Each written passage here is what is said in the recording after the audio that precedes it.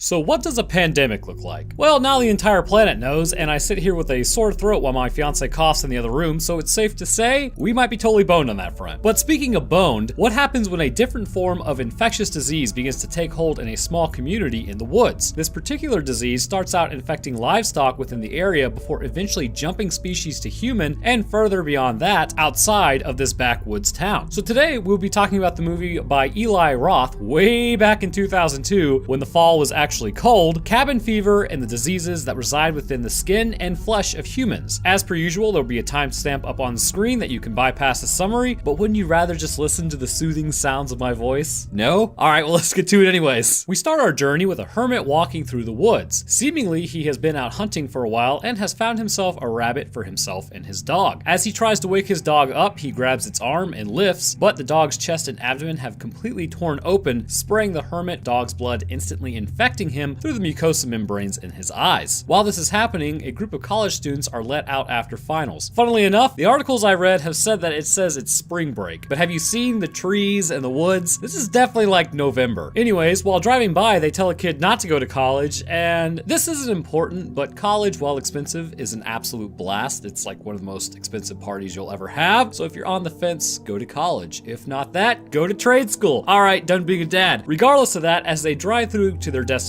they stop at a small gas station where they meet the owners. While sitting with Dennis, Paul gets his hand bit, which honestly, why would you sit next to a random kid and try to shake their hand? Seems a little weird. But this causes a bit of a verbal altercation with the store manager over putting up a sign about it, but it instills some tension between the group and the owners. As they go inside to get their drinks, Bert attempts to steal candy and then gets caught. Back in the truck, they head towards the backwoods where the cabin is and then head inside. The group decides to split up at this point, with Bert running off to hunt squirrels, Paul and Karen heading down to the lake to swim, and Jeff and Marcy straight into the bedroom. While Bert is running around like an idiot, missing every shot, eventually he happens upon a hermit by accidentally winging him with a shot meant for a squirrel. The hermit crawls out of the ravine with his skin heavily damaged as Bert yells for him to stay back before firing a warning shot into the ground, which sends the hermit falling backwards into the ravine once more. Bert then flees from the area and remains silent about the event. Later that night, as the group is sitting around a campfire telling a ghost story about a bowling alley that had been taken hostage by a crazy person, a friendly drifter named Grim and his pet dog Dr. Mambo show up, which the first dog I get, I'm gonna have to name it Dr. Mambo. Discussing if they can hang out, he flashes the green he has, and the group decides to let him stay. Before they can, however, rain begins to move in and they have to cut the fire short and head back inside. Grim heads back home to pack up his belongings in the meantime and then reunite with the group. While Grim is gone, they wait inside the cabin until they hear a knock at the door. The hermit from earlier has made his way out of the ravine and now is asking for help. Bert immediately shuts the door in his face, saying he he's sick and shouldn't be let in. While the group argues, the hermit gets into their truck and begins vomiting blood all over the inside. The group then runs outside and begins attacking the truck and him in the process, which ultimately heavily damages the truck. The hermit exits the truck and approaches Marcy and Karen. Paul accidentally lights the hermit on fire at this point, which sends him running off into the woods. The next day, it becomes apparent that they need to look for help in terms of fixing their truck. Jeff and Bert first set off to look for a tow truck and then encounter a farmer. She is gutting a hog and is angry at the fact that all the meat is bad as well. The same illness has been affecting her livestock for quite a few weeks. They enter her house to use the radio, and as it turns out, the hermit is this woman's cousin. They quickly leave the home after fear of being connected to the assumed bodying of this hermit. While back at the cabin with Karen, Paul is approached by a cop who says that he heard some commotion and is concerned. They mention the hermit, and the cop agrees that they must have just ran him off and that he would put in a report and get the tow truck out there, but that it's gonna be alright. Back inside, Paul calms down Karen, who is upset over the slaying of the hermit. Once she seems calm enough, he attempts to seal the deal, but I guarantee you, whatever is wet down there is wet for all the wrong reasons. After retracting his hand, he discovers it is covered in flesh and blood. Pulling the covers back, he spots that the infection has spread to her groin, to which the group isolates her immediately in the shed for fear of it spreading. As they are attempting to figure out what to do, Dr. Mambo returns without Grimm several times and fairly aggressive to boot. Jeff keeps watch over Bert, who is fixing the truck to keep the dog at bay. Every once in a while, it will still return. Upon fixing the truck, Bert actually coughs up some blood, but doesn't bother to tell the others. He then checks his lower abdomen, where it's apparent whatever Karen has, he has got as well. He then takes off after Jeff and Paul discover that he has actually caught whatever disease this is. After seeing this, Jeff is terrified of catching whatever this is and then heads out on his own with the drinks to quarantine himself away from the others. As Bert attempts to find help at the convenience store, Dennis ends up biting Bert, to which Dennis's dad and his two friends give chase. Back at the cabin, Marcy worries that they will all become infected, and Paul attempts to calm her down as well. And seeing as they say, like, you know, there's a party at the end of the world, even if it's a small world, Paul and Marcy instinctively do the do. Regretting the affair, Paul leaves while Marcy takes a bath crying. Her skin is looking damaged at this point, and as she shaves her legs, flesh begins to peel off. In a panic, she runs outside screaming, where Dr. Mambo is waiting for her. She is then eaten alive at this point, and that will be discovered later. As Paul was attempting to find his group, he eventually runs across a reservoir. Floating within it is the body of the hermit. After falling into the water and onto the hermit, he realizes that the infection is spreading through the water. Paul hoofs it back to the cabin to warn everyone not to drink the water, but upon getting there, he finds pieces of Marcy everywhere. He opens up the shed to find that Dr. Mambo has been feeding on Karen as well. Paul takes out Dr. Mambo with a handheld and then proceeds to bludgeon Karen with a shovel out of mercy of her situation. Which, holy lord, man, the boy's gonna have some serious PTSD at that. There had to be a quicker way to do that. As Bert begins to succumb to his infection, he makes it back to the cabin pursued by Dennis's father and two companions. They open the door to the cabin and immediately take out Bert, which is absolutely brutal. No talking, no exchange, just bang. Paul then nails his friend with a shot, who falls back and then hits Dennis's dad in the stomach with another shot. Paul comes outside to find one guy fiddling with a box, which I'm not really sure what he was doing, but then he gets a screwdriver in the ear and meets his end via brain bleed. Paul then runs off to look for Jeff and attempt to save him at minimum, but then finds Grimm has been half eaten by presumably Dr. Mambo. Paul, having no clue where Jeff may be, runs to the convenience store, where he then jacks a truck. While driving, however, he discovers he's infected too. He crashes into a deer and then gets out of the truck, where he runs into the woods and then is reunited with the deputy who promised him the tow truck. Apparently the tow truck broke down and they had to get a tow truck for that tow truck, which I don't know if I just can't read the situation. Is it a lie or is it the truth? I'm not actually sure. Paul then requests a ride to the hospital, but before leaving, a call comes over the radio saying that a group of kids went on a spree and they have some sort of skin infection, meaning that the police should shoot on sight. The group quickly turns on Paul. Paul in turn attacks and infects several of the deputy's new friends before knocking out the deputy as well. Paul is then picked up by a passing truck and then weakly tells the doctors and police where he may have contracted this disease. They can't understand him, so they decide to take care of the problem since the hospital is not equipped to deal with these kinds of wounds or infections. Paul is loaded into Winston's squad car and in vain tries to tell him about the infected water supply. Paul is then dumped at the edge of a creek. Jeff, who presumably awakens from a drunken stupor, finds all of his friends deceased in the cabin except for Paul. Sadness eventually turns to relief as he realizes he was the only one to make it out alive because he quarantined himself. He steps outside and is immediately blown away by the cops, who still have their original orders. At the end, we see that the kids that have made lemonade from the creek where Paul's body was just upstream have caused the actual police officers to be infected by the contaminated water. All the while, a truck in the background heads out, presumably being bottled water from the reservoir, spreading the infection even further past the confines of the small town. town. So getting a good look at the degradation of the meat suit, we can see that the body is suffering from some pretty severe and life-ending issues, which starts as almost inflamed skin and then continues as it melts off the body and rips away with the most minor of pressure. So the question remains, what exactly is causing this, and what is happening at a cellular level which results in destroyed skin? Well, before getting to the actual cause, we must first take a look at the symptoms and syndromes that actually exist in real life, and unless aggressively treated, would ultimately result in the same fate as these friends experience. Seeing as the water supply is infected, upon ingestions of the contaminants, it's clear with everything else, the infection begins in the mouth, throat, and stomach area. However, it does not stay there. Following the pathway of the water, it would infect the entire digestive system and continue into the head of this person. Seeing how the hermit looked at the beginning, it almost appears as though it's a head cold. His eyes and nose are red somewhat, indicating inflammation and infection of the mucosa membranes in those areas. However, he is splattered with blood from his canine companion, so his origin of infection was likely through the eyes. This may actually be why he might last longer, as the infection had to travel down from the eyes. However, likely it still uses the bloodstream as the main mode of transportation. Another thing to note is that when Karen was infected, she also displayed the same mucosa membrane inflammation in her face as well, meaning that areas with lots of blood vessels do appear to be the first to fall. For the rest of the campers, their infection though was purely through the water they drank at random points in time. Their infection, as mentioned, would likely have traveled through the throat and to the stomach, and because of this, their infection was center mass, which would have made a quicker distribution point to the rest of the body. And this would have also likely caused them to start coughing up and throwing up blood much faster than the hermit as a result. Another major point I wanted to discuss was how the virus travels and where it ultimately ends up. As the body degrades, not only do we see ejection from the blood from the body, but we also see the physical manifestations on the outside of the body. Because of this, as mentioned, the circulatory system would have been the mode of transportation, infecting the rest of the body throughout, but also necrotizing tissue. Why do I believe this to be the case? Well, when a person is infected, small sores and burst blood vessels begin to appear in the skin. The early signs we see this happening is when Bert's abdomen appears to have small bruises underneath the skin on the lower abdomen, which indicates that the capillaries of the skin are bursting and leaking into the surrounding tissue. As the disease progresses, larger sores begin to appear on the skin that look like holes until ultimately the skin begins to fall away. So what's happening underneath? Well, as you know, the top layer of skin is no longer living anyways. We are all really just dead skin cells. But in the hypodermis layer of the skin, where the blood vessels are located and more than likely extending into the dermis layer, this is where we see the most damage occurring. As blood vessels below the skin burst, these areas of the skin are no longer receiving oxygen or nutrients, and as a result, the skin begins to die from the inside out. All over the body, large patches lose oxygen, which allows for minor pressure applied to the skin to cause it to completely tear away, seeing as the anchor point for the skin is no longer viable. However, you may have noticed that they seem to experience very little pain while this is happening. I mean, Karen didn't even know that she had a wound in her groin area, and most of this just appears to be mental anguish, knowing that you are going to be meeting your end soon. Well, the nerves located within the skin are also choked out as the skin begins to die, so nothing is reporting the pain. As the disease progresses further, it appears to also heavily affect the larger blood vessels internally. In the throat and internal organs, blood begins to leak into the digestive system, which we see in those in the later stages. They actually begin to vomit blood, or at minimum cough it up, which means that the blood vessels in the lungs are also suffering to some degree. But the vomiting of blood is actually very normal because blood is an irritant to the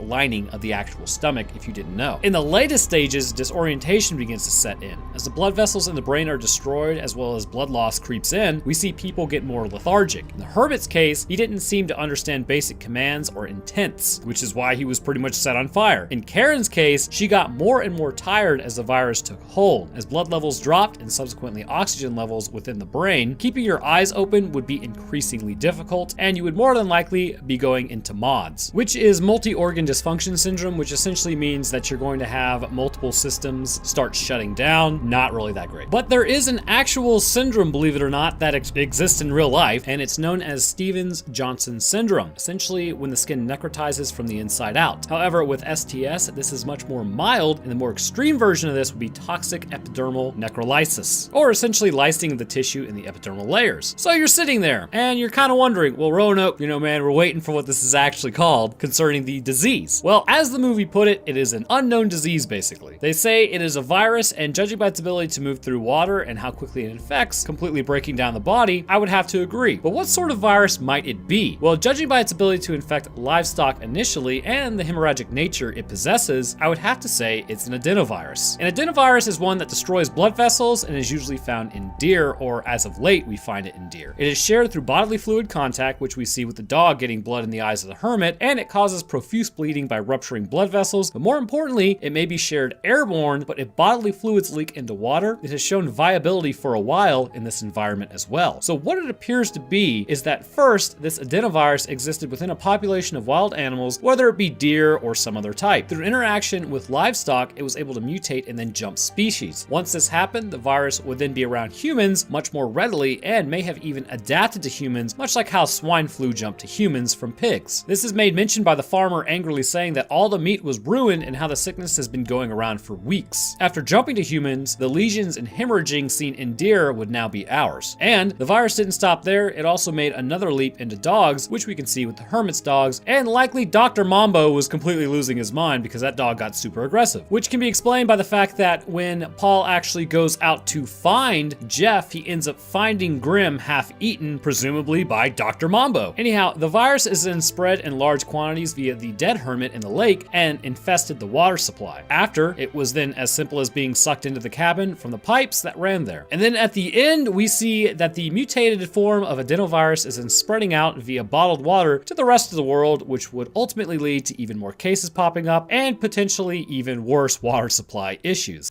What does it look like to be at the wrong place at the wrong time? Well, look no further than the movie Wreck, or Record, or Red Dot Wreck. As a news crew was following the fire department and is sent out to an area of Barcelona late in the night, they arrive to already find something has begun to affect the residents of this apartment. Reporting that they heard inhuman shrieking from the third floor, the residents gathered downstairs and awaited for more police to show up. However, what would end up happening would come in the form of a quarantine. As the dwindling crew left alive continues to search for an escape, they continue to find more and more clues about what's happening. The outbreak of this disease is spreading throughout the apartment complex quickly, and everyone is suspect. But what exactly is this disease? Where did it come from, and what are the effects it has on the human physiology? Well, let's discuss that in today's episode.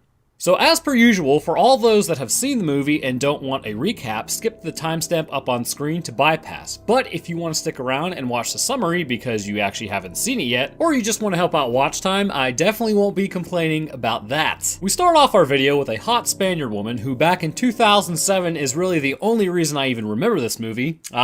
15-year-old Roanoke, classic. Anyhow, as they are discussing, they are there to follow a crew of firefighters and EMTs. After being shown around the entire building, which I have to add, I did ride-alongs as an EMT for a while when I was getting certified, and man, this is a nice station, more so in the middle of a city. But I digress. As the night seems to be going nowhere, the news crew is there to film a show called While You Were Sleeping. And while you were sleeping, there is a call that goes out about an old woman named Mrs. Izquierdo, which I'm pretty sure I just pronounced that like crap, who is trapped in her apartment and is shrieking at the top of her lungs. As the fire department rushes out, they approach the building with sirens off and notice the police have already arrived at the scene. Heading in the apartment building, they find that all the residents are a little freaked out on the lower levels of the lobby. They agree that they need to head up and check on the woman, which you'd actually be surprised how much the fire department gets called out for, say, like a mental break or someone suffering from psychosis. It's pretty common, actually. As they move into the woman's apartment, they find her standing in the corner in the dark. And I gotta tell you, if I was ever on a call like this, I would probably immediately turn around and leave. The police officer approaches her first and tries to get her to come with them, to which she ends up becoming exceedingly aggressive, jumps on the officer, and then bites him in the neck. Getting all the way down to what appears to be the jugular, since it's a low pressure bleed, they carry away the officer downstairs and attempt to stop the bleeding. When trying to get back to their trucks, however, to attend to the officer, they find that the building has been quarantined off by police and military on the outside, who immediately begin telling them to stay inside the building. With the officer continuing to bleed, they quickly ask anyone if they're a doctor, to which they find a medical assistant who is able to help stave off the blood loss. As they're trying to figure out what to do, one firefighter has remained upstairs with the old woman to sort of talk her down as well as keep an eye on her. A scream can be heard as Alex is then thrown over the banister by the old woman and is critically injured. And judging by the landing location and the blood, that's definitely a skull fracture, and his face will likely never look the same after that. The remaining officer, news crews, and firefighters head upstairs to contain the woman. As they re-enter the apartment, a young woman is seen crawling across the walls and ground before succumbing to her wounds. Mrs. Izquierdo then runs towards the officers upon hearing them again, which Sergio is then forced to take her out with a few shots, although this only temporarily works. Everyone then exits the apartment and heads back down to pool in the lower levels. The news crew immediately begins to interview everyone and getting their take on what happened, and began picking up bits of information that things were happening well before the night began. One of the interviewees is a little girl named Jennifer. Her mother claims that she needs to get out of here because her daughter has tonsillitis and she needs her antibiotics or she will continue to get more and more sick. While interviewing her, she claims that her dog Max is sick at the vet as well, but it is not known if this is connected, but you already know that I'm going to connect that later, so just stick around till after the summary. As everyone continues to try to find a way out, the building is getting more and more locked down as every possible exit is sealed. A call can be heard outside saying that they will be sending in a health officer shortly to assess the situation and talk to everyone. Blood will then be taken from everyone inside and checked for contamination. Upon his arrival, he makes his way towards those who were injured by the already infected. He immediately begins treatment on them. However, in the process, they begin to become aggressive, much like Mrs. Izquierdo. As everyone flees while trying not to get bit, they end up locking the infected in a textile shop at the base of the apartment. Having a second to breathe, the health inspector begins to explain what is happening to everyone as he makes the connection this disease may have come from the dog. Knowing that the little girl was quite clearly in the presence of the dog for a while, they begin to turn towards the little girl to figure out what exactly is she sick with. The mother explains again that she just has tonsillitis as the residents then confront her. In the middle of this, Jennifer fully turns and then attacks the mother. She ends up vomiting blood in her face and then flees upstairs, shrieking the entire time. Before taking off after the little girl, Sergio then handcuffs the mother to the stairs in case she ends up turning as well, as transference of the disease is not well known at this point. Sergio, Manu, and Pablo all run upstairs chasing after the little girl. When they find Jennifer, she ends up biting Sergio, who then realizes that he's basically done for at this point. He tells the others to leave him and lock him in. During this, they come into the stairwell and find that the remaining healthy residents are all hoofing it upstairs, and the mom is just basically being eaten at the bottom of the stairs. The infected had broken out of the warehouse area and were flooding in. All this is in vain, however, and they are all captured one by one,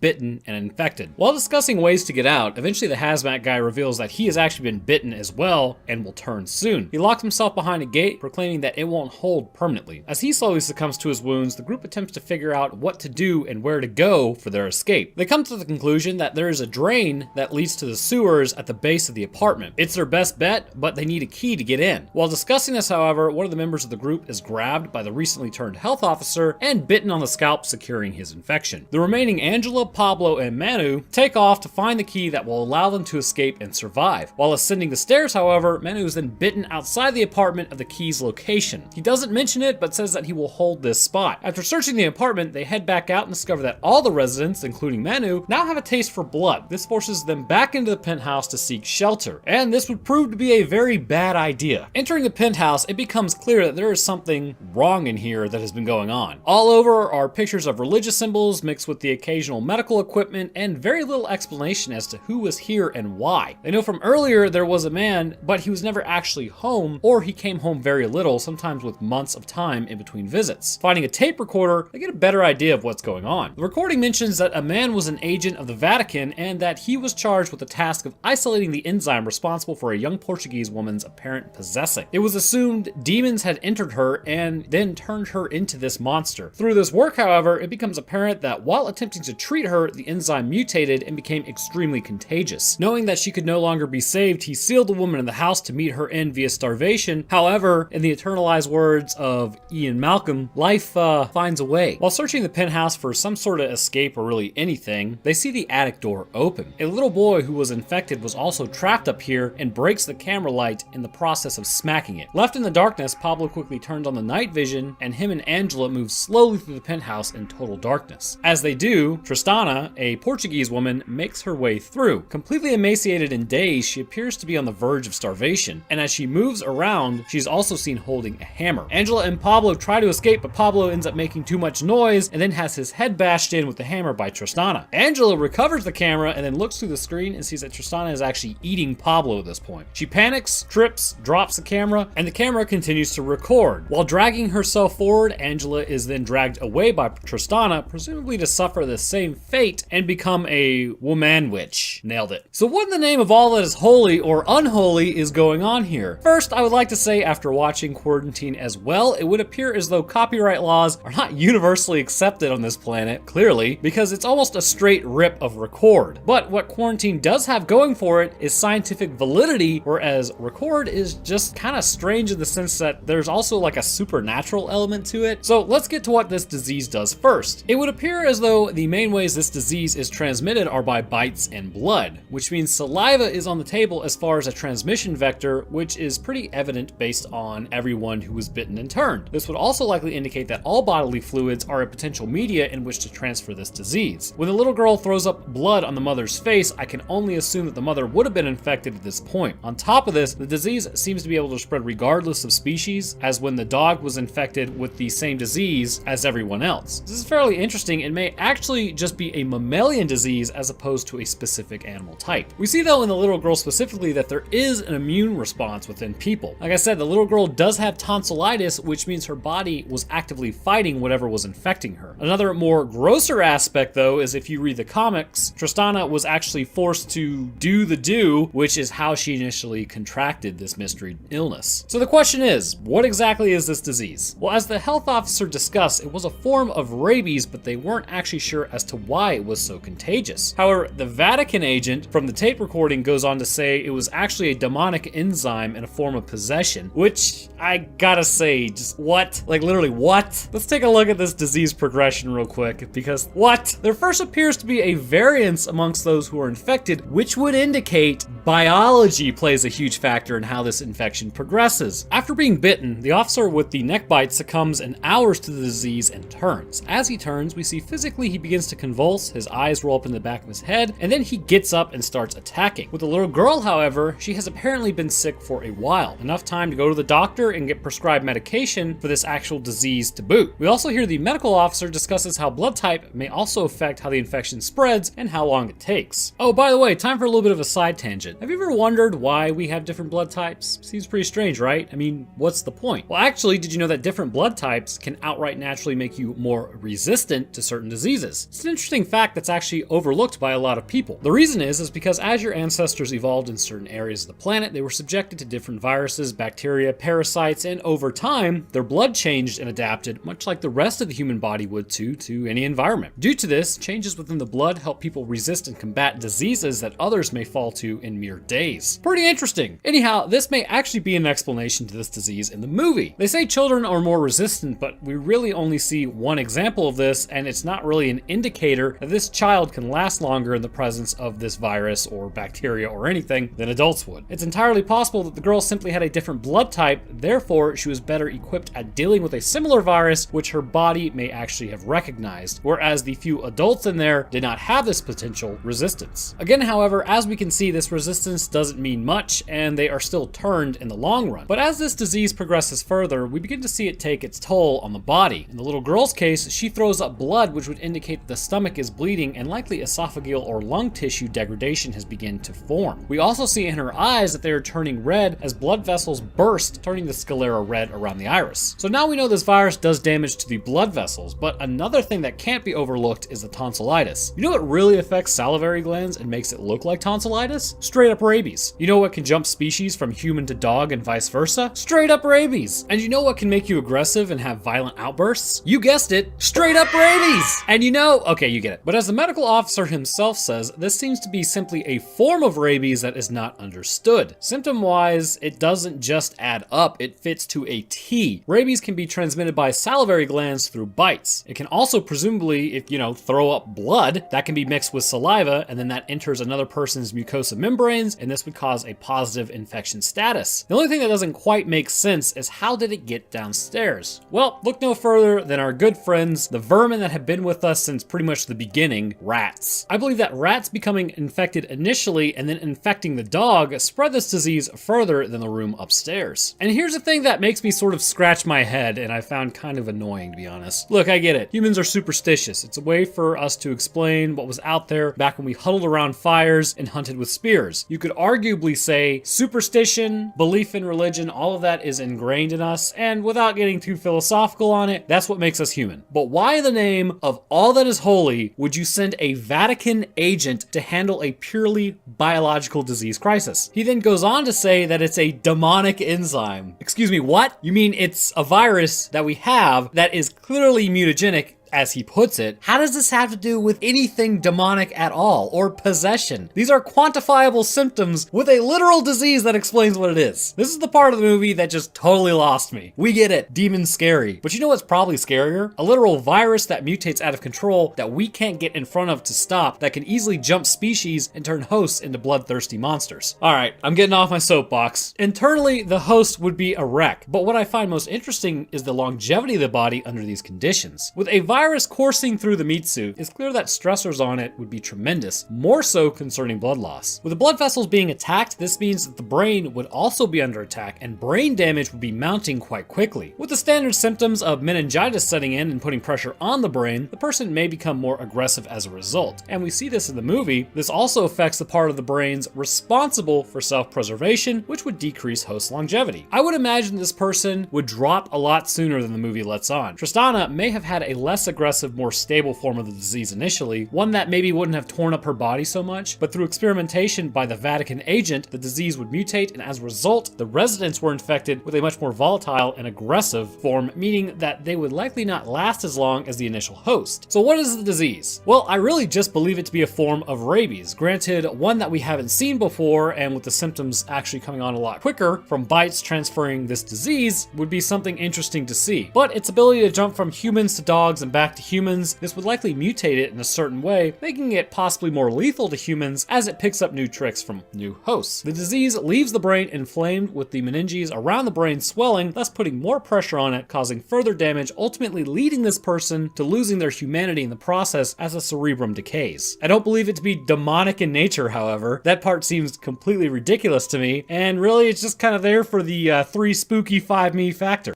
How prepared is the human race for an extinction level event? Well, we'd like to think that we could overcome most things that would threaten our survival of our species, but really the reality of the situation is we can barely handle the naturally occurring diseases on our planet when an outbreak does happen. Everything is all panic, really. We break down to our most basic instincts. However, that said, there is still cooperation, at least concerning small groups of people, when faced with a scenario like this due to human socialization. In the movie Splinter, both these ideas would come together on a group of 4, showing just how underprepared a human actually is for something that we don't understand. Deep within the backwoods of Oklahoma, a creature likely originating from outside of Earth's biosphere touched down and immediately began infecting animals within the woods. The creature, however, didn't think, it didn't really plot, it was just better adapted at taking over our meat suits and influencing Earth's squishy fauna than those bodies were at controlling the infection. So in today's episode, we will discuss what this creature is, what exactly it does to the body of an animal it infects, as well as its main mode of transference. So as per usual, which per usual I say every time, there'll be a timestamp up on screen. Jump to that point if you want to skip the summary of the movie, if you've actually seen it already, or you just don't want it spoiled. The movie was actually pretty good for like a low budget flick, so in case you haven't seen it and would want to go do that, I would actually recommend it. You know, though I'm no film critic, I'm just a dude with a YouTube channel. Anyhow, head there and we'll meet back up. Otherwise, let's drop into this. The movie opens on a gas station where our boy here is about to get a bad case of splinters. As he sits, he hears a noise from behind and heads out to find out what it was. Seeing an animal, he attempts to shoo it away, but then is attacked instead. Assuming it to be rabid, it begins to tear into him, infecting him quickly with this mystery disease. We see his body begin to contort and twist, and then we immediately cut to a couple camping. On their anniversary, they agree to head out in the woods and do some camping together. The one appears much more adept at dealing with the environment, and the guy is just a biology nerd. I mean, honestly, who chooses a biology degree anyways? After showing how good he is at breaking tents, they decide that they will have to stay at a hotel as they can't sleep outside. They load back up and head towards the road. While driving, a woman exits the woods and then flags them down for help. They pass her, but then decide that they should probably figure out what she needs. While discussing in the car what to do, a man approaches the car and then asks them to roll down the window. They don't immediately do it, so he brandishes a handheld, to which they oblige to follow the lead on this one. Alright, so like here's my favorite part. It's the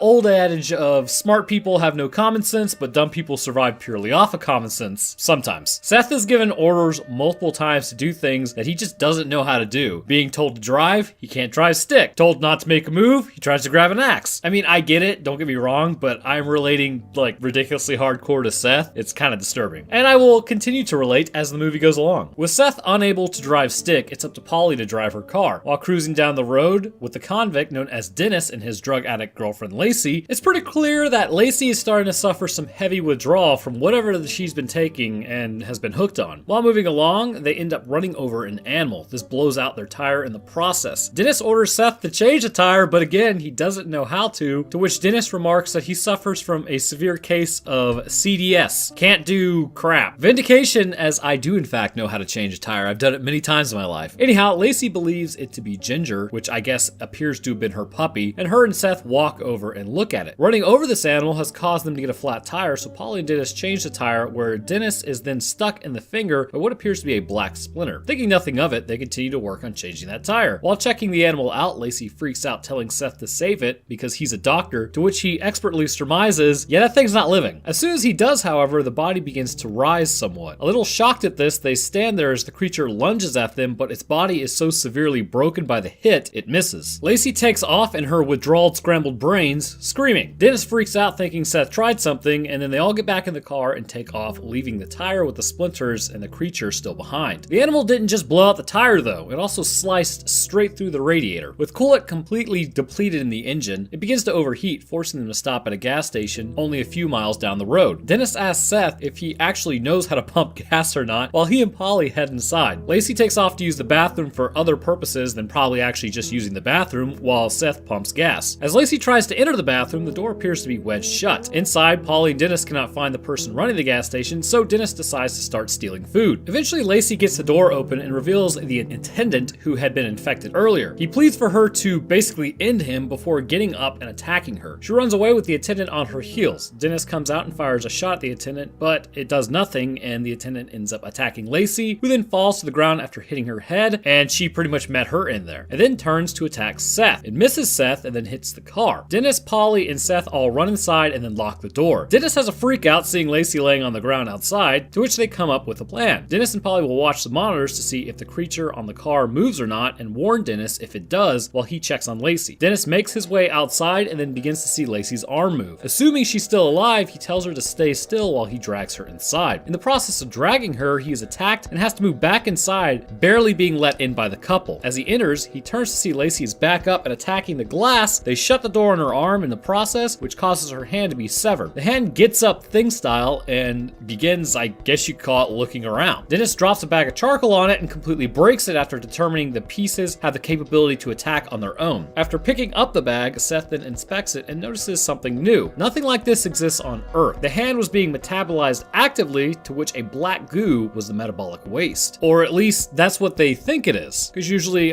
preliminary ideas can be wrong. While determining what the crap is happening, a sheriff arrives and attempts to arrest Dennis. The trio yell at her to get back in her car and call it in as something is out there. Believing the couple to actually just be suffering from a severe form of Stockholm Syndrome, she assures them that they are okay and Dennis will be arrested and he won't try to do anything now. After attempting to call it in, but being too far out in the woods to get a signal, she ends up seeing something jump across the roof. Too quick to spot, it eventually jumps down on her and uses its spikes to cut into her midsection. Upon doing so, the weight of her legs and the severing of her spine, as well as most of the tissue, causes her to bisect and then be pulled up to the roof. While up there, the creature joins her flesh to its via the spikes to become an even larger beast. The trio then devises a plan to get help. Now it's time for the big brainy brain guy to have an idea. So Polly and Dennis decide that a forest fire is the best way to get help, even though they are literally sitting on thousands of gallons of fuel. Seth convinces them that that's not the way to go, as they continue to dump lighter fluid out the door, and instead he tries to get the sheriff's radio that has been left on the ground and attached to her lower half. Upon doing so, the creature attacks once more and then shoves its arm through a small opening in the window, to which it becomes dismembered. The arm then begins hunting all of them inside the store, attempting to infect everyone. Dennis opens the door to the fridge and they hide from the arm as it moves away and breaks off its attack. While in the fridge, Dennis's arm begins to hurt. Earlier, he had one finger break as a result, but now the whole arm is beginning to turn bad. In an Evil Dead farewell to arms moment, they decide to amputate the turning limb and save him from completely changing. Okay, so this part made me cringe like horribly bad. So they start to cut into the bicep and then cut around the bone. Ah! Have you ever been pinched on your inner arm before? It really hurts. Then the bone break with, oh god. Anyways, good lord, I can feel it. After taking off the arm, they presumably dispose of it so that it can't get up and then attack if they weren't careful. After Seth continues to inspect the creatures and determines that due to the infection pattern and how it spreads, that it must actually be a fungus or mold taking control of corpses as well as the living. As it does, it consumes the blood of the person. Because it attacks animals, he figures out that it must be hunting by some form of temperature sensing, which is why at the beginning of all this, the creature attacked the overheating car car rather than Seth, as it was the hottest thing around. They still need to call for help, so a plan is hatched. Considering it's 93 degrees outside, Seth says to lower his body temperature to ambient levels so he can actually walk outside and call for help in the squad car, which is actually a pretty ingenious plan as long as you don't pass out. They lower his body temperature successfully and he begins to walk outside in relative safety. However, as he walks, his core temperature begins to slowly rise. As he is walking, Polly and Dennis attempt to distract the creature with fireworks. It works momentarily, but eventually it breaks off. With Seth's body's temperature rising, he is stuck in the car while the thing is outside trying to get in. Eventually, it leaves as it is able to enter the store. Dennis and Polly hide once more in the freezer to avoid detection. When the creature left the car, Seth was able to grab the boomstick and then head into the building. He ends up helping Dennis and Polly escape as the lighter fluid trail was set ablaze by fireworks. Dennis decides that he's done running at this point. He offers to keep the creature contained while Polly and Seth make a run for it due to him being heavily infected around the neck in the process, meaning you're not really going to cut that out. As the creature exits the building, Dennis then shoots a gas pump, igniting it and the creature and ending it for good. However, Dennis is still infected. Dennis gives Polly and Seth a key to a bank account and tells it to give it to the wife of the man that he shot that he ended up in jail for. Dennis then blows the propane tanks, incinerating himself, the station, and any of the bodies that were left infected around the building. As we see in the end, however, it's not over. Many native fauna in the area were infected and were still laying dormant in the woods, waiting for other animals to happen by to spread the infection further. So getting a good look at this creature, the first thing is it's fairly easy to surmise that it's not from this planet. In the immortalized words of Seth, this is something new. And seeing as it's new, what can we draw out from its infection ability as well as what it does to the body? Well, first thing I would like to cover is what may be its intended prey. What do we know about molds? Well, they're usually found in dark, damp areas. They tend to flourish away from sunlight, preferably. Seeing as this material was found in the woods, this would at least be somewhat palatable for the mold growth. But I would imagine it's completely possible it prefers to exist underground or within caves. But what may be found in those caves or underground? That's right, potentially armored animals. Looking throughout Earth's history, there have been many examples of armored creatures and still are. But considering what the Splinter is able to do to a pressurized tire, or more importantly to a radiator, which is metal, nothing on Earth would have enough armor to resist this thing. Likely, the animal that would be infected by this creature would have to be something that dwells under the ground and is armored with much more thick plating, perhaps likely consuming either metallic substances or rocky material. To give you the best idea, this would likely be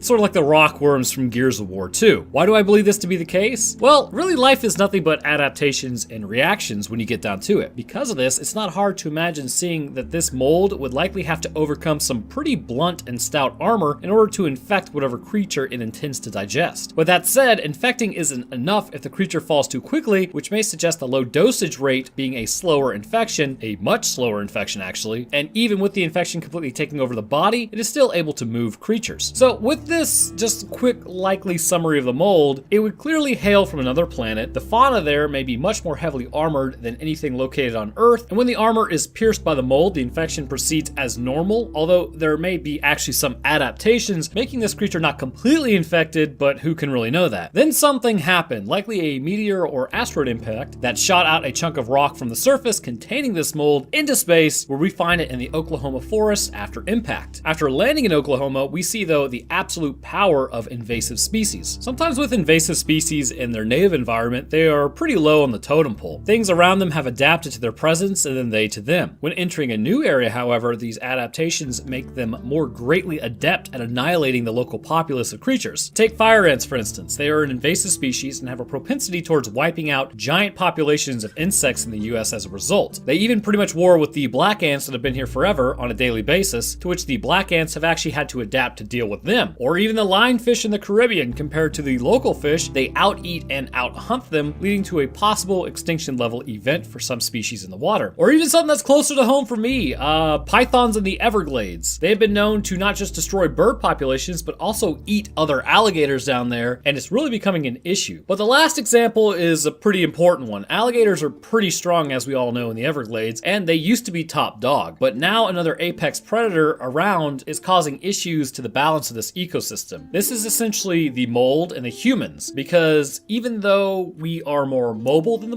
mold has a way to make itself mobile that humans cannot overcome except through fire. So let's take a look at what happens to the body as the mold begins to take hold. It's pretty clear that the mold's control over the meat suit is absolutely an evolutionary trait. Again, as mentioned earlier in the hypothetical scenario where it comes from, when a creature becomes becomes infected, it may either A, take a while to spread because the creature is adapted. I mean, it can even be imagined that they could lose a section of their body, sort of like how lizards lose tails. Or B, it progresses the same way as on our planet. Either way, with this section of the body or whole body, it would likely be prudent to spread outwards, sort of like how seeds spread away from the parent plant. So the mold controls the functioning of the body to move itself out of the area towards new hunting areas, or it progresses slow enough that the host moves to new areas, which is exactly what we see with the gas station attendant and with Dennis. When the gas station attendant is infected, we are not shown the dosage, we aren't really shown anything about the attack. All we know is that the other animal was infected, and judging by the aggressive nature shown by the attendant later, we can only assume that the animal gave him a large dosage of the mold. Regardless of the dosage, the ending is an absolute assurance. When Lacey goes to open the door, he is laying on the ground with many spikes exiting his face, arms, body, basically everywhere. What I find interesting, however, is that he's still alive. Despite this heavy infection, he tells her to end him. Except I can't say what he actually says because then I'll get spotted by the overlords, but this implies that his brain is still functional. He then gets up and proceeds to attack. We see later with Dennis, as his infection progresses, it starts with pain in his ligaments and fingers specifically. The infection is small as he was just pricked in the finger a few hours ago, but as Seth discovers later, the creature is actually eating his blood, and the mold continues to grow within his hand as a result. After breaking several of his fingers, eventually it begins to take hold of the muscle within the forearm itself, and it is determined that the arm has to be cut off to stop it from progressing as far as the gas station attendant did. And this is only after it starts snapping bones in his arm. So clearly this thing would have a localized influence over the neural tissue at the beginning, but I believe it progresses past that point eventually. But you know what this almost reminds me of? If you really look at this stuff, a ferrofluid. We see when the hand is broken by the charcoal bag that it leaks this fluid that appears almost like waves, like it's being influenced by something unseen. But we also see that the splinters are very much so solid, and this would lead me to believe that this mold may actually have extreme magnetic properties, and as a result, how it influences your nerves is by the same magnetism. So the generalized thought is that a magnetic field really doesn't affect humans too much. After all, we live in one, and we can go get a powerful magnet right now and put it up to your arm and nothing happens, right? Well, this is true, but if the magnetic field does get strong enough, it can actually begin to affect the ion balance within nerves themselves. When this does happen, this can cause the nerves to fire more aggressively or not at all, and everything in between. Magnetism absolutely can affect the nerves if it's at a high enough level, which this may explain why this creature goes after the blood of animals on Earth. It seems likely to me that animals or material it originally grew on likely had an element that could be magnetized quite easily, is found in ferrofluid, and as a result, it chose to attach and grow on this stuff. And this would be used for nutrients, and the magnetism could just be an off product. And of course, it's iron. Iron is one of those elements that is massively important, and luckily for Earth, or really us, I guess, it's also relatively abundant, but also abundant in animals. Our blood contains iron, and seeing as this mold is drawn to that iron, it would make sense for it to feast on that specifically within an animal. With a mold going after the blood rather than just the tissue of a person, it would also make complete sense as to why the gas station attendant was still alive after his grievous infection. It's not really consuming him, it's just consuming his blood, but as it spreads, the magnetic properties would cause him to lose control of his body as he literally loses control of his neurons. Again, the same thing with Dennis's arm snapping like a chicken wing. With parts of the body already deceased, however, we see that with Lacey, her arm quickly begins to be taken over and twitch. And even when severed, the hand is able to get up and move. So surely the neurons would probably be destroyed when they're deprived of blood, and I do believe this happens eventually, especially considering at the end of the movie, we see basically stationary animals, they're no longer moving. But have you ever seen that video where somebody puts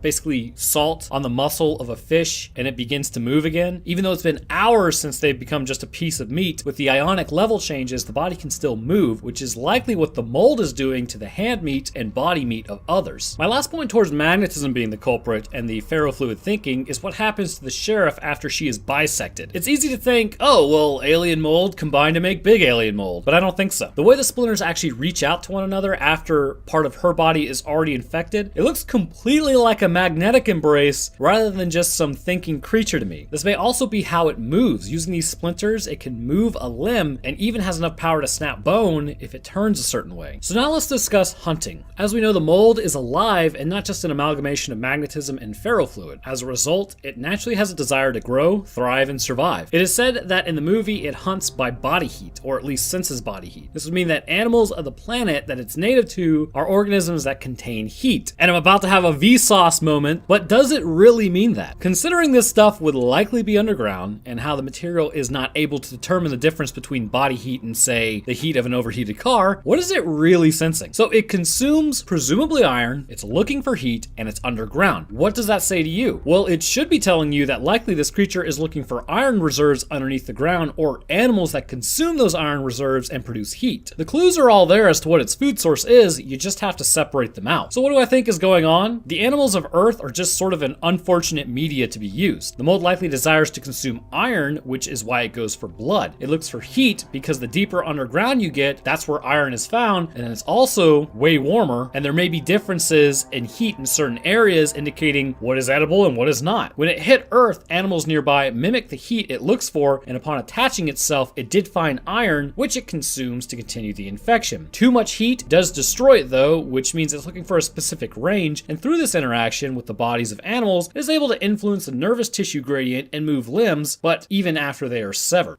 Humans and demons. Name a more iconic duo, I'll wait. Well, unfortunately for every human down in Florida, every 23 years for 23 days, a creature would arise to hunt down humans and harvest them for its own means. As brother and sister Trish and Derry would find out traveling home from college for spring break, this creature would begin hunting them after seemingly letting them go. We see further on past this point, the creature's hunting patterns will change as it begins to attack groups. So today it's pretty clear what we're covering, the beast from Jeepers Creepers 1 and 2, because we don't talk about Jeepers Creepers 3. So strap in, because this is probably going to be a longer video. Up on screen, you will see a timestamp that will bypass the summaries because we were covering both movies. I decided to do this after the debacle that was the Wreck breakdown, so let's go ahead and get to it. We open up with Trish Jenner and her brother Derry traveling in a pretty sweet 1960 Impala, although we all really know the best year for Impala was 1967. Regardless, they're coming back from college for spring break. While driving through the scenic Florida countryside, a large old-looking truck that is being pushed really way faster than it needs to be able to go threatens them and tailgates. They try to let it pass, but it has no intentions and instead keeps driving up on their tail, which threatens to run them off the road. Eventually the truck does pass them, to which Derry remarks it's probably just some hillbilly. Though much more likely, because it's in Florida, it's really just Florida man. As they're cruising down the road a little bit later, they see the same truck is stopped at a pipe near an old church. The creature notices them passing while he is throwing a blood-stained sheet down the pipe, which causes the creature to go after them. As he begins to chase them, he runs them off the road, frightening them, and gets the old adrenal glands pumping, and then breaks off the chase. After they manage their escape, or really are just let go for reasons unknown to them, they go back to the church to try to figure out what exactly is going on, which is likely an awful idea and will prove to be one. Derry hears some noises coming further down the pipe, and he decides, yo, you know what's a good idea? Crawling down this pipe, with Trish grabbing his feet. He tries to see how far he can go, but eventually he is then dropped into the dwelling. Once he wakes up in a darkened hole, he finds a man who is already on his way out. He pulls back the sheet to find that his abdomen has been sliced open and stitched back up with rope. The man meets his end fairly quickly, and after Derry begins to look around, he ultimately finds hundreds of people sewn together on the walls in various poses, and quite honestly, which is normal, freaks out as he exits the pipe and then heads out to the car. The two flee the church and head down the road attempting to find help. They stop at a diner and gas station and run inside saying that they need some assistance. The phone begins to ring and a strange woman warns them that they are in danger. She tells them that if they hear the song Jeepers Creepers, then the demon is close and they need to run away as fast as they can, though likely this is going to do nothing for them. As they call the cops shortly after their arrival and they let them know what's happening, the police are fairly reluctant to believe what they say. While talking, the diner worker comes up and says something just raided their car. They run outside and find their laundry has been strewn about and the car was open. Derry heads to the car to find a handprint on it. The police at this point begin to believe them, at least to a degree, and decide to give them a security escort out of the area. As they're driving down the road, the police learn that the church where the bodies were has caught fire. The signal goes out and the police car lurches. The female cop looks out the window to find that the beast is standing on top of the car. It makes short work of the female cop before pulling the male cop out by his head and then cutting it off quickly. The two cars almost wreck, but the beast is actually the one who is driving the cop car. It then exits the car and eats the tongue out of the male cop's head. Trish and Derry floor it out of the area as the beast loads up the bodies into its truck. They speed down the road before finally stopping at a reclusive old woman's house and then beg for her to call the police. police. She asks who they brought with them as the creeper is just outside her fence. She pulls out a boomstick and fires at it. It breaks through the roof of her house and then begins terrorizing the cats inside her home. She heads in, and then after 2 shots are fired, she appears at the door not talking. It turns out the creature is basically just presumably lifting her up by her midsection as this creature reveals its face. And they surmise pretty accurately. This thing isn't really quite human. Trish and Derry are followed out, to which Trish ends up hitting and running over the creature multiple times, which does seem to injure it, to which it attempts to fly away, but its other wing is apparently broken. As they drive to the local police station, they are approached by psychic Giselle Gay Hartman. She tells them that she was actually the woman that had called them at the diner. She begins to tell them, much to the dismay of the police, what this thing wants. Known as an ancient creature called the Creeper, it wakes up every 23 years for 23 days during the spring to feast on human body parts and add it to its own. She also explains that the creature seeks out people based on fear, and that once it's found something it likes, it won't stop. And unfortunately for Derry, it's found something it likes. The wounded creeper was able to fly into the police station after healing itself enough and then broke into a jail cell where it ate a prisoner to further heal itself. After doing so, a cop finds it and begins firing on it, but it does very little to stop it. The creeper is then swarmed by all the police in the station, but takes out a number of them in the process and continues to evade capture. As they are trapped like a rat in a chia pet, Giselle warns Trish and Derry that one of them is going to meet their end terribly. Derry demands to know who, and Giselle looks at Trish. After they are put in the interrogation room, the creeper ends up finding them and sniffing and tasting them. Creeper throws Trish aside, but then chooses Derry. Trish then offers her life for her brothers, to which the creeper appears to almost consider the offer, but then escapes out the window with Derry. The day after Trish is picked up by her parents, and Giselle returns home in regret. As the church had already burned down, the creeper had to change hideouts. At an abandoned factory, a pan-through reveals that the creeper is working on something. When it moves in, we see the back of Derry's head and a large portion of his brain has been removed. So much so that after the creeper took his eyes, you can see straight through to the other side where the creeper looks through to reveal it has taken Derry's eyes and added it to its own. So now fast forward 3 days, this drops us off at day 22 to the events of Jeepers Creepers 2. Oh yeah, this is gonna be a long one. On the old farm, a family is working on setting up scarecrows to keep their crops from being ransacked. One scarecrow in particular, we see crows appear to be surrounding it. As the youngest son Billy sets up, he notices that the scarecrow looks a little stranger than normal. As the dad Jack tries to set up a post hole and his younger son Jackie is working on a car. Billy approaches the scarecrow and then notices that it actually has giant claws. Billy turns tail to run as the creeper gives chase. Billy takes off yelling for his brother and his dad as the creeper flies overhead, smelling the fear on Billy. He pounces on him to keep him quiet moments later, as both Jack and Jackie have heard Billy yell. His dad runs out with a boomstick, but before they can get to Billy, the creature flies off with him as he meets his end later, sort of like via a piece of his brain being extracted. Or at least that's what it appears to be. The next day, the family is obviously pretty bummed out, not completely understanding what they just saw. They latch onto the idea that this thing took their son and brother and decide to seek it out for revenge. Further away, the Bannon Bantam basketball team, try saying that 3 times fast, is returning home from a championship game. As they are driving back to the school, they become stranded on East 9 Highway in Kissel County when their bus blows out a tire. After the adults exit the bus, they hear over the radio that after the creeper's lair burnt down, they had found over 500 bodies, some with wooden teeth, meaning that this thing is several hundred years old. However, the theme was that no body was found complete, either missing organs or body parts. While the adults try to radio for help, the teens take a break and relax on the roof. The creeper flies over Kimball, freaking him out, but does not take him at this point, as possibly the creeper may be only wanting to eat at night. The adults, after not being able to reach help, decide that their only option is really just to limp the bus back to town. In a stroke of luck, back across the county, Jack has found the dagger dropped by the creeper. After taking a look at it, it flies from his hand. He determines that this is a weapon to use to attack the creature. He welds it to a homemade harpoon gun and then attaches it to a truck, but becomes frustrated when he can't get it into the proper shape. As time continues into the 23rd night, Minxie is having a dream. In it, Derry and Billy are trying to warn her of what's out in the cornfield. When she looks out, she spots the creature throwing another star at the tires, to which they immediately blow out the remaining tire. Here, things start to go totally south. As the adults attempt to set out flares and warn other drivers, another car pulls up. They say that they will go get help and the cops and then take off. While they do, one of the coaches gets pounced on and taken away before his yell even registers. The flare drops from way up high as everyone has no idea what just happened. The bus driver then orders everyone back onto the bus as Bucky radios for help to no avail. As he does, the bus driver puts down a 4th flare and then is taken off into the sky, just like the coach. While attempting to understand what is happening from inside the bus as their final coach stands just outside the door, the creeper then grabs him and tries pulling him away. He latches on with a death grip to the frame, but even with the help of the teens and his death grip, the Creeper proves that his strength is superior to multiple of the players, as then that coach is then taken off, and then they scramble back inside and close the doors. Back across the county, Jack is listening to the scanner and finds that the Creeper may be making his attack. Upon hearing Kissel County had stories, this leads him to his target along with his son to seek revenge for the taking of the youngest. Back on the bus, everyone is attempting to radio for help when the Creeper latches onto the bus and begins to smell everyone's fear. As it does this, they quickly hide, but what's the point? The creature then moves around to the back of the bus looking at the teens. As he makes his selection, he finally gets to D, who appears to be his main target, as he shivers with pleasure, which is a statement I never want to say again if I'm being totally honest. He shakes the bus, loosening bolts in place, and then climbs onto the roof and flies away. Minxie at this point passes out and has a vision. She is told that every 23rd spring for 23 days, it gets to eat us. For hundreds of years, this thing has been in an endless cycle, and so far no human intervention has been able to take it down, and it just keeps coming back. As the Taggarts get closer to their confrontation with the Creeper, they happen upon the car that had passed the bus earlier. Showing the strength of the Creeper, the roof has been completely peeled back like some sort of tin can, with both the driver and passenger long gone. As they investigate, they receive a distress call from the bus. Jack informs the teens that they will call the police, but turns off the radio as the Creeper is his prey, and no matter who gets in the way, he will avenge his son. As they feel a sense of relief, they begin cheering. The Creeper then lands back on the bus and pierces the roof and begins to pull Bucky up by his head. They grab him but are losing ground quick. Rhonda runs up with a javelin and then puts it through the roof and impales the monster through the shoulder, just pretty much annoying it greatly. She then retracts the javelin and then pierces it through the head, which does actually do some more significant damage. It appears as though it is not able to remove the javelin, and it also shows Derry's eye that it took, which is now completely useless, so Derry just totally ate dirt for no reason. It removes the javelin through the side of its head and looks pretty disoriented. The creature then tries to fly off before falling back down onto the bus, blowing out all the windows. With the creature on the roof, now is the time to run. They attempt to open the doors but discover that the creature had actually sealed them in by damaging the bolts. As they attempt to get out, the creeper's wing falls through the roof, scaring everyone. As the wing lays there, Dante investigates it, which it awakens and then ensnares him in the wing. Upon doing so, the creature rips off Dante's head and leaves the body to flail around until finally collapsing. Understandably, everyone is more than a little shaken at this point. Rhonda takes a look at the creeper, who is on the roof still, to see Dante's head moving up through the creature's body. It is pulled up through the neck and then reanimated. Upon doing so, it changes into the creeper's normal morphology and then flies off fully reformed and oriented. After this, Scotty just wants to run. He points out that there are two classes of people, those that will be eaten and those that won't, and that the Taggarts could be a very long way off and even going in the wrong direction, which, you know, he kind of is right about that. After some argument, some get off the bus, some stay on. Those that get off quickly see the creeper watching them against the backlight of the moon and all take off running. The creeper quickly picks off the guy with a star to the back of the head. Scotty is then pinned by his arm to a tree by the knife that the creeper had. As they try to free Scotty, they finally pull the knife, but the creeper then flies in for a quick bite, taking Scotty off into the distance. While the fast food flees, Minxie is then picked up by the Taggarts. Jack demands to be taken to the bus, but Minxie explains that it cannot be taken out by normal means. Because of this, there's really no point. Jack really doesn't care as they continue on to where the bus is located. Arriving back at the bus, Bucky is in the process of once again being taken by the creeper. However, Jack puts a harpoon through the creature's center mass, impaling him. The creature then tries to fly away and begins to pull the truck as the harpoon is connected by a rope. As Jack attempts to reel it in, he is not successful as this thing is really freaking strong. The truck continues to be pulled around like a toy. Eventually, the harpoon is dislodged, but Jack is able to get a shot off on the creature through the bus. The creeper then flies back into the sky and begins to go hard. It is able to begin pulling over the bus and the truck before ultimately flipping the truck entirely. As the creature escapes into the sky, Izzy, Rhonda, and Dee find the truck that they saw earlier with the bug on it. They quickly get in after seeing a shadow overhead and begin to flee. They drive as fast as the truck is able to, but it's clear it's not going to work as this creature can reach a speed well over 100 miles per hour. As it catches up and gets closer and closer to Dee, he fires a flare in it, knocking it off balance and away temporarily. Izzy drives into a field and then pushes Rhonda out to save her. He yells for Dee to stay down and then slams on the brakes. The creeper crashes through the truck and flips it. As Dee wakes up, he sees that the creature is sniffing the air and it quickly locates him. However, the creature is also missing an arm and a leg, so it begins jumping towards him to heal itself. Dee begins crawling away with the creeper on his tail. Eventually, they get into a keep away match just long enough for the creeper to get a harpoon through the head. It falls backwards as Jack walks over to it and begins to stab it multiple times in the chest and abdomen. As he does, it does appear that the creature is gravely injured. While laying there, it seems to meet its end as its eyes shut and it begins to bleed. However, its eyes shoot back open and it stares at Jack with the face wings beginning to cover its head. Mixie explains that it's really not dead. Jack stabs it again and says that it looks dead to him, but Mixie knows that it actually just ran out of time. At the end, we see that Jack is aged 23 years along with his son. They are waiting for the bat out of hell to come back within the next 3 days, give or take a day or two. He sits with his harpoon waiting for it to arise so he can begin the fight all over again. The creature is looking somewhat emaciated at this point in its hibernation, meaning that metabolic activity is still taking place and it is very much still alive. Alright, so you still there? Excellent. Told you this is going to be a long video. So for those that did stick around, it's time to mess with those just returning. So for everyone returning at this point, that's why Jeepers Creepers in my book ranks 9 out of 10 in the sex factor, as explained about 5 minutes ago. Okay, so now we have a decent understanding as to what this thing is capable of. Let's get a good look at it before trying to figure out what exactly it is. As believe it or not, there are some context clues if you do pay attention. As seen when Billy was trying to get a good look at the Scarecrow, we see that this creature has a plantigrade structuring of its feet, much like you or I. However, it does appear to also possess claws on each toe. These claws can be used, as well as the feet, for grasping prey up much more easily, kind of like a gargoyle would should the need arise. This would imply that the bones of the feet have been altered to some degree to become more grasping than like our feet are, which is just really more for walking. The legs themselves are plantigrade as well, with forward-facing knees that bend much like a human's. Moving up to the abdomen and torso, we begin seeing this creature is pretty jacked, but also possesses skin much thicker than that of humans. Appearing to possess scales on its body, this clearly protects it from the tools of humanity and allows it to keep going. It can, however, be pierced if the object is sharp enough, but we will get to the internal anatomy later on. The arms are actually not crazy large. This creature overall is more stout and powerful, making it able to subdue an athletic human with little to no problem unless incredibly injured. However, it does not appear to possess infinite strength by any stretch of the imagination, as we saw at the end of Jeepers Creepers 2 when it was able to be held off from its prey and then takes a harpoon to the face. The hands of the creeper again are powerful and tipped with claws, much like the feet, but not unbreakable. Moving up to the head is where the real moneymaker is. This thing is butt ugly. The skin on its face is scaly and overlapping. Flanking either side of the chin appears to be scaly jowls that run up to the sides of the nose. Its mouth is lined with razor sharp teeth that are like little tiny needles. Lines of scaling can be seen running all over the head, but really this just appears to be where the claws sit from the back of the head. The nose has a third opening around center bridge that opens up to allow more air in to absorb the scents of prey. This creature also appears to have some hair on the back of its head in the first movie, but when it gets a new head, this is all lost, and that makes it completely barren. Overall, this creature does appear to be roughly human-sized, but significantly more powerful and able to resist damage far surpassing that of humans. That said, I wanted to talk about its internal biology for a moment as we get a better idea of what this thing is. Why does the creeper exist? Well, like I said, the lore mentions every 23 years, 23 days it gets to eat, but it's not so much eating only as it is replacing damaged body parts, as we know it took Derry's eyes, and it also ate the officer's tongue, and it replaced massively damaged body parts like the head with other heads. So the question is, internally, is this thing living? Well, surely it must be alive, because if it wasn't alive, why would it need to replace body parts? Also, if it suffers enough damage to its body, it appears it can be halted or at minimum disoriented enough by this action. However, damage that would appear to take it out doesn't really take it out, but the same damage does have some effect on it. With this in mind, what do we know about demons? Well, apart from biblical scripture, let's just say they beat the hell out of humans and really can only be banished, not necessarily killed by us. It also raises the question as to what a demon would actually want with the human body apart from possession. But I mean, why would it observe hibernation patterns, have to heal itself, have to sniff out prey, and have to eat? Some of you probably know where I'm going with this, but for those that don't, I don't think that this thing is like an honest-to-God demon so much as it is a puppeteering organism. Alright, so here come the hate comments. It's wreck all over again. But I mean, if you really think about this thing and what it does, it'll kind of start to make sense. Let's start with the strongest reason for it being a puppeteering organism. Think about what makes you, your brain. That's you. Your meat suit is simply life support. If you damage that life support enough, then it's lights out for you. This creature can be damaged to the point that it is lights out, as seen when the dad stabs the creature 35 times, and it does seemingly die before being jolted back awake for hibernation. I believe the body did technically die, but this creature within it, or really on it, didn't. The puppeteering organism is pretty easy to see if you actually do pay attention in the second movie, but it's literally that web thing on the back of the head. That thing attached to the base of the skull and spine is the creature that's really in control of the body, not the creeper itself. When the creeper is then stabbed through the eye socket by the javelin, the reason it's so disoriented, much more than normal, is because the javelin went all the way through to the the creature on its back, injuring it in the process as well. Causing damage to the actual creature that's controlling everything is why it was injured. When it was also run over by the car, again, this caused damage to the thing on its head and back, and this is the reason it was knocked out for a while. Stabbing the body in the torso and abdomen 35 times did not cause damage to the creature, but instead caused damage to the body, meaning that the body was possibly dying, but the creature did not, and it was able to shock it back to life for hibernation. The idea that the creeper being a puppet becomes more clear when you realize it's actually human. Everything on this had to be replaced by human parts, not some demon parts. The eyes, ears, arms, legs, doesn't matter. Over the centuries, it's replaced by human components. The reason for this is we age and we die, but this creature controlling the body does not, or at least it has a much greater lifespan than humans. Therefore, it needs the body to remain functional, so it hunts the species that is its preferred host to repair the body. The repairing of the body and the idea that this is a separate organism also becomes more clear when the creeper literally takes off its head and then has the new head come up from its torso. The creature reaches into the neck, pulling it up, and then latches onto everything, quickly changing it to its preferred visual markers. Now, the quick change of the creeper's face likely shouldn't happen that fast, but because it does, this would mean DNA is being changed entirely. Just want to point that out. But another thing to note about this new head is also the brain. The brain still belongs to the young man who lost his body, and judging by the time frame, it's still alive. And after the connection is made, it would be supported by the new body once more, meaning that it should technically still be alive, meaning that he's still in there. But it doesn't matter, because even with the brain being functional, that's not what's piloting the body. And this does make complete sense, because if you have the brain still functional, that means that the senses are still functional, and the interpretation of those senses is still functional, which means electrical signals are still being sent, which the creature can then still interpret, which means it's now still viable as a hunter. So you may be asking, well, why does it do this? What's the point? I mean, again, imagine it as sort of a symbiotic relationship that definitely favors the winged creature more so than the human, so it is somewhat parasitic. Or it's definitely parasitic, you're just used for your meat suit. Long ago, hundreds of years previously, is when this thing first arrived. Likely it was quite literally some wings, a skinny organism with the same web-like wing pattern that we see on the head. It was able to find a human and then attach itself, working its way into the spine and brain. It would seem at that point it was compatible, and the physiological changes began to take hold as the body was changed and adapted to hunting. The whole purpose of entering this relationship would likely be to be better at hunting. With it attached, it may on its own not have had the capability to successfully hunt or sniff out prey, or it's extremely vulnerable to damage in its singular form. But after finding a body, it would be able to really use the naturally occurring senses, enhance them with, say, the extra nasal opening closer to the olfactory bulb in the brain, and then, as I said, continue hunting humans much more effectively as a result. Now, one giant wrench into this whole idea that I have would be kind of the appearance of the song Jeepers Creepers playing if the beast is near. What would inspire radio waves to be picked up by a car? Sheer coincidence or something else? Again, this would appear fairly supernatural to you or I. However, I will say this. Back in the 1700s, you would have been burned at the stake if you had showed someone from that time era that you can turn on a TV nowadays just by pushing a button on a remote. The point is, we see things that we don't understand as supernatural. So with that, a possibility, and I'm just saying, a possibility is that this creature does have some electrical interference ability around it. And considering it can interact with the neurons of the body to pilot the body, I would say it's possible it may be able to emit short-range frequencies, which can then be picked up by cars, because after all, it's just all energy. I know a little far-fetched, but it's not more far-fetched than saying a demon doing quite literally the same thing. Plus, I do want to add, it goes with its MO. This creature is a little bit sadistic, which we have seen when it toys with its prey. It's a thinking creature and does possess intelligence and does really seem to enjoy the song for some unknown reason. So what's the best way to kind of toy with your prey and scare it? Letting it know that you're coming after it and there's virtually nothing that it can do to stop you. This may also explain why at certain points cell phones and radios do not seem to work properly, as the creature is in close range and its electrical and radio disturbance blocks the incoming and outgoing transmissions, like on the cop car or the bus when the cops were literally just talking to somebody and they weren't able to actually reach anybody when they were on the bus. Another thing I would like to add as far as possible electrical interference would be how the birds are affected. We see many times that the crows appear to be around the creeper in various times when it is beginning to hunt or is about to wake up. But did you know that birds are extremely sensitive to electrical fields and magnetism? Specific portions of their brain appear to react to these changes. So my general thinking is that the same electrical field that may be producing the song that's heard on radios indicating it may be near, may be the same field that affects birds from what we can see. Again, far-fetched, but we are working with some pretty far-fetched scenarios. All this in mind, coupled with the fact that that it does absolutely behave like an animal versus, say, like a demon would make me think that this thing is a much more naturally occurring creature than, say, like a hellspawn. The biggest thing that gives away the two animal hypothesis is the hibernation. It's pretty apparent that the creeper would like to continue its own personal revenge against the father at the end of Jeepers Creepers 2 for sort of messing up his hunt. But the crawler creature ends up kind of slowly engrossing the head as it's reaching the point that it has to go into hibernation for some unknown reason. Potentially a leftover trait from wherever it has evolved from. So now I'm just gonna add in something here because I love this movie and I've always kind of thought about how would you destroy it. So how do you destroy this thing? Good lord, there are so many ways. Too many ways, actually. I mean, you could even Terminator this thing into a vat of liquid metal. But we have actively seen that this creature is affected by damage to its body and limbs, meaning that it can't just regrow from a small amount of tissue. First things first, separate the creature on its back from the body. While in hibernation, we saw in the barn that this thing is nailed up by its wings, meaning that despite incurring damage, it will not move or wake up. Once these two components are removed, for good measure, sort of cut the body into pieces, place them in separate, sort of welded metal boxes, and then bury them. As for the creature itself, it would likely be unknown if it can regrow from pieces, so odds are you don't want to just cut this thing up and then make more of them. Instead, without its host body, it is likely to be much less effective at hunting or even less dangerous. Keep it in one piece, metal box, welded shut, dig a deep hole, concrete around that box, and then never talk about its location.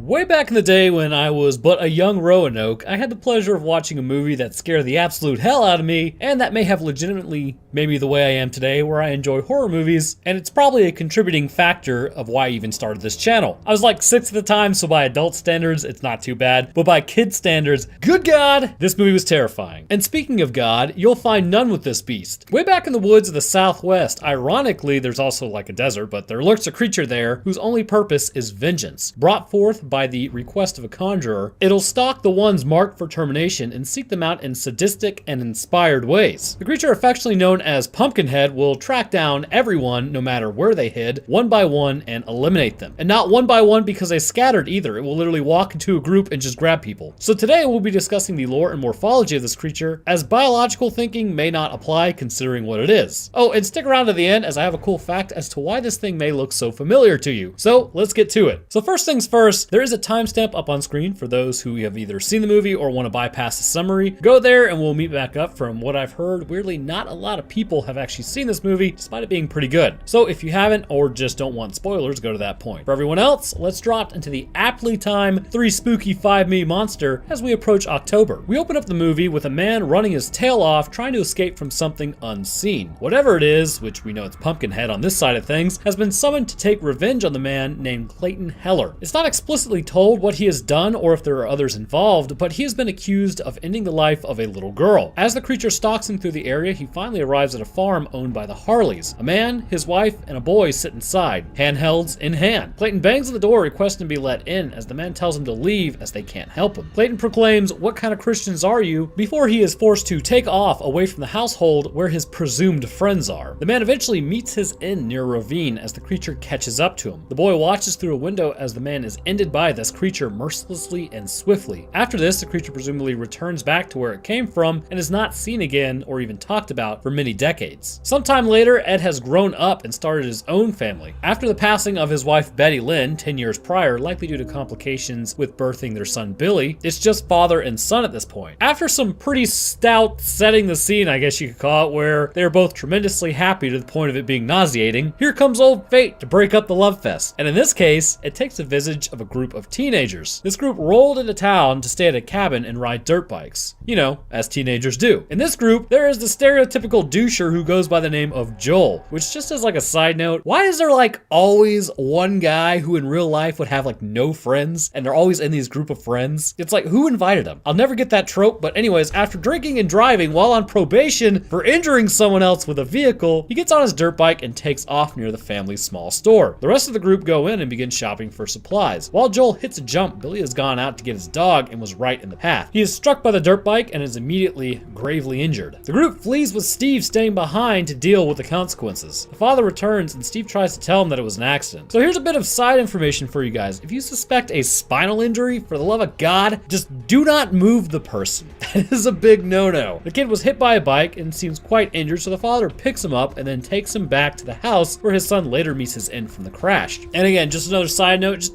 call an ambulance, take him to the hospital, something, man. I mean, I don't think cold water is gonna help. So now things are pretty messed up, and obviously the father would like his son back. After hauling his body up to another family he is familiar with, he asks about an old woman that can help. The grandfather looks at him and then says that she can't help him, but she can take him straight to hell, and that he should go back, bury his boy, and forget about this. Ed isn't impressed with the suggestion and then leaves the abode, only to be stopped by the grandson, Bunt, down the road. Bunt takes him to the road that leads to the witch and then bails out as she scares him. Ed enters the old shack with his son's body to meet a woman named Haggis. He asked if she can bring back his son to life, but she says there's nothing she can do as she can't raise the dead. She does mention, however, that she can bring him vengeance, but there is a powerful price. She directs him to Razor Holler pumpkin patch, where Ed digs up Pumpkinhead's disfigured corpse from the graveyard and brings it back to Haggis. Haggis then cuts Ed's and Billy's hands and pours the blood from both over the creature's body. This jolts it back to life and subsequently knocks Ed unconscious. While unconscious, the creature grows to considerable size and leaves the shack on a mission of vengeance. Jumping over to where the teens are, when they got back to the cabin, they attempt to figure out what should be done. Tracy tries to call for help, but Joel yeets the cord out of the wall before knocking Chris unconscious and putting him in the cupboard so he can't call for help. An argument ensues when Steve returns, but nothing comes of it. Steve then tells Joel that the dad did not call the police and that he wasn't sure anyone was even looking for him. Again, why would you have a friend like Joel? It's just beyond me. Later that night, after Pumpkinhead's summoning, Maggie and Steve go outside to discuss what they should do and just in general calm down. Pumpkinhead approaches using the trees to mask his closing in and then grabs Steve, probably the only person who didn't deserve to be taken out. He pulls him up into a tree, injuring him before throwing him against another tree, likely snapping his spine. The rest of the group watches in horror as nothing can be done, as Maggie is then grabbed and then dragged away. However, she is not taken out immediately. See, Pumpkinhead enjoys messing with his victims clearly as he comes back to the cabin with Maggie. He presses her head against the window above the sink, dragging her along the window pane. I guess that's why they call it window pane.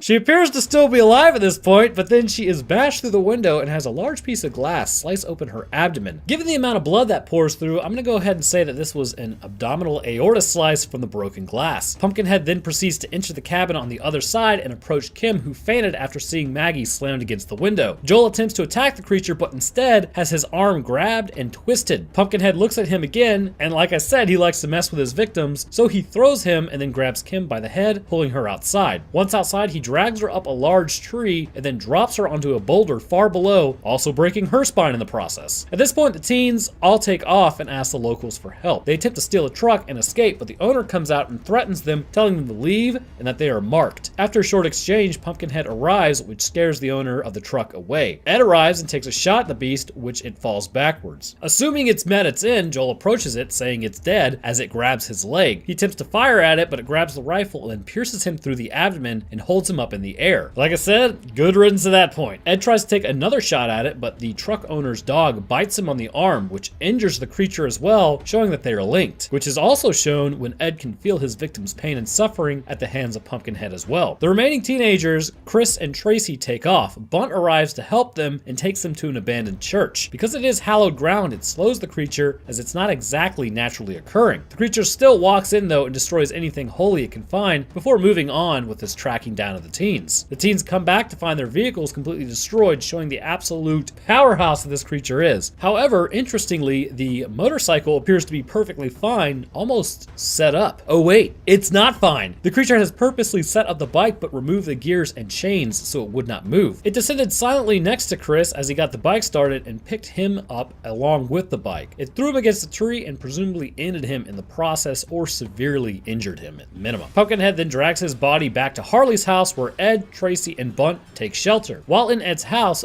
Bunt tries to hide in the closet after Ed and Tracy leave. Pumpkinhead at first wanders through the door and looks for anyone but does not find anything. After hearing a noise, however, as he was leaving the closet, he quickly throws back some clothes and finds Bunt hiding. Pumpkinhead then grabs him by the chest and heads outside as he prepares to end Bunt. Ed runs outside with a flamethrower to take out the creature, but in the process runs into a pitchfork. This causes Pumpkinhead to immediately drop Bunt and writhe in pain. As Pumpkinhead and Ed's gaze meet, its face begins to become more human, almost somewhat like Ed's. This epiphany makes Ed realize that he and the creature are linked and that the only way to take out this beast is to take out himself. He runs to the car and puts a handheld to his temple and then pulls the trigger. Alright, so at this point, I have no idea how Ed even gets out of the car, but apparently he's alive despite some lead in his brain. Ed then tells Tracy to take him out, which she obliges as the creature once again goes for Bunt. She pulls the trigger and ends Ed. A moment later, Pumpkinhead takes his last breath, falls to the ground, and then bursts into flame, presumably going back to hell. Seemingly, it is all finished, and we see in the last scene that Haggis has taken Ed's disfigured body to the burial site, where he dug up Pumpkinhead, and he is now the next to be risen should anyone ever call upon this creature again. So I'm pretty sure we all have a clear understanding of what this creature is, but before getting there, let's first talk about its morphology and understand what makes it such a lethal hunting machine. Starting with the feet, we can see this thing looks a lot more dinosaur than human. The feet are much larger than anything any human would be, with walking on the balls of its feet and a digitigrade structuring. On the feet themselves, the creature has 3 large toes tipped with a claw at each end. This would be quite effective at evisceration, however, it does not really appear to use it in a combative role. Instead, the feet are used to jump high distances up into trees, more than likely run faster than humans in general, and take longer strides than people can as well. The tarsal bones of the feet are extremely elongated, with the ankles being at about the height of a mid-femur of an average adult male. On the back of these ankles are large haunches that jut outward and will mimic the ones on the pelvis and shoulders. The calves of this creature look more human, but have become more elongated and stretched in the process. The quadriceps are about twice as wide as the calves, having also been elongated themselves. On the pelvic bone exists a jutting of 2 prongs, much like that on the ankle and the shoulder. For what purpose these serve really isn't clear, but considering the bone elongation throughout, it's not surprising to see that maybe arches have formed on some of the more girdle bones. The abdomen is much like a human's with abdominal muscle, but it appears more emaciated. The chest has more ribs than the average person would and has a sucked-in appearance. Moving up to the shoulders, we see that the same symmetrical prongs appear like everywhere else on the body, and the arms have about double the length of an adult male, with the hands having 3 fingers and 1 thumb. Each of these fingers is tipped with a claw several inches in length that can be used to torment living prey by slicing the skin on their faces or bodies or stabbing people. It's entirely lethal. The head and face of this creature are the real moneymaker. In fact, you may think this looks pretty familiar, but we will get to that in a moment. This creature's head has multiple lumps and pale white eyes with reptilian pupils. However, it lacks irises on these eyes. There is no nose to speak of, and this creature instead just has 2 nostrils surrounded by wrinkled skin. The head is completely hairless overall, and the mouth is lined with several razor-sharp teeth. The back of the head juts outward, suggesting a larger than normal brain for its overall body size, and this brain will house its sadistic tendencies. Okay, so as we all know, this thing is clearly a demon. However, for it to properly hunt, it does need to take over a human body. Whoever summoned the Pumpkinhead demon last is the one who will become it. After losing your soul, your body will become shriveled and changed by the process. When inhabited by the demon post-mortem, you will rise again, and your body will become completely changed and mutated into what we see here. So taking the worst traits of the brain, coupled with a demonic soul, and you get this creature's personality. Not only is it an excellent hunter, it seemingly can supernaturally find you anywhere. Having a hyperfixation on the marked ones, it does not seek out others to destroy. However, should anyone get in the way, say like Bunt, it will have no qualms about ending those who helped the marked ones. As the creature does stalk its prey, it also likes to mess with them. Making them suffer and be terrified is seemingly how it enjoys operating. Picking apart a group one by one, rather than just ransacking them all at once, is shown when it takes Kim, but throws Joel to the side for later, knowing this would cause him some,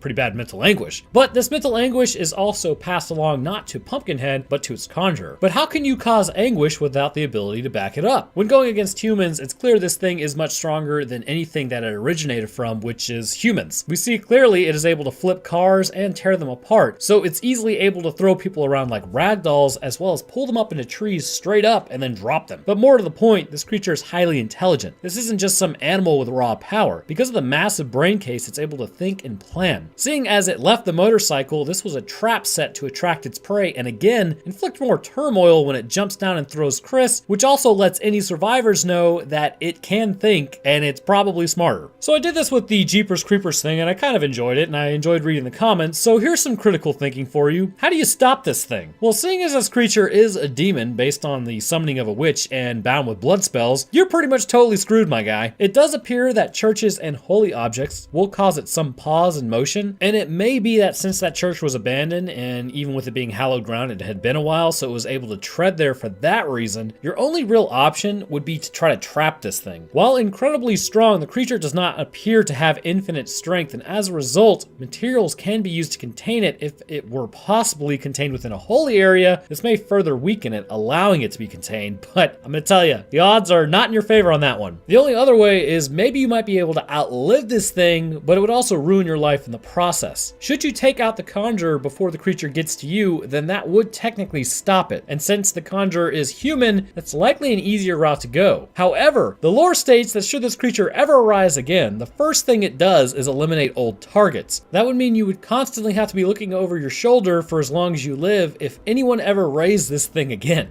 That said, it needs the host that conjured it to be planted back in the holler where it came from. So understanding that, your best bet is completely incinerating the conjurer's body. Destroying every piece of that person would ensure nothing could ever be planted or raised again. But this is at least by conventional thinking. We are dealing with magic and rituals here, so who's to say that a body couldn't be re-pieced back together from the ashes? Your best hope is that nobody ever raises this creature again, should you survive long enough for anyone to ever need it again. So before I wrap this up, getting a good look at Pumpkinhead, does this thing remind you of anything? Well, it should. The original design of Pumpkinhead was created by Stan Winston, who was also the designer of the Alien Queen in Aliens. The bodies are extremely similar, even down to the amount of saliva produced by both of these creatures, which I thought was pretty cool and worth mentioning in this episode.